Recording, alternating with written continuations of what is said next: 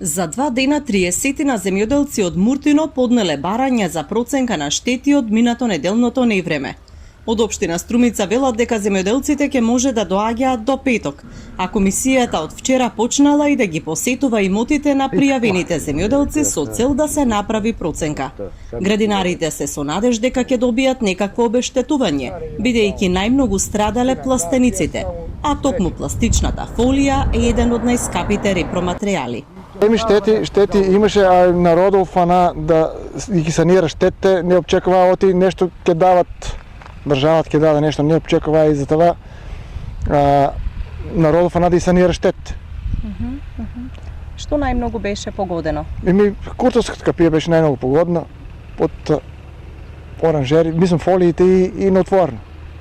Вода од град има, ветар. Або ништо ново. Да, фолиите се содерни. Кордол тука 3 имаше содерни сега и тамка. И таа тамка доле на тавах. И таа тука фолија па си јака оскерфи.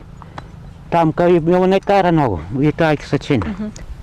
По завршувањето на проценките ќе се изработат елаборати за утврдените штети, пошто за нив ќе одлучува општинскиот совет.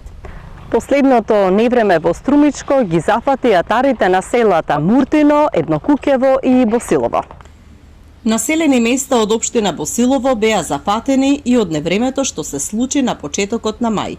Тогаш најголемите штети ги предизвика град, а погодени беа и стотина земјоделски семејства од општина Василево.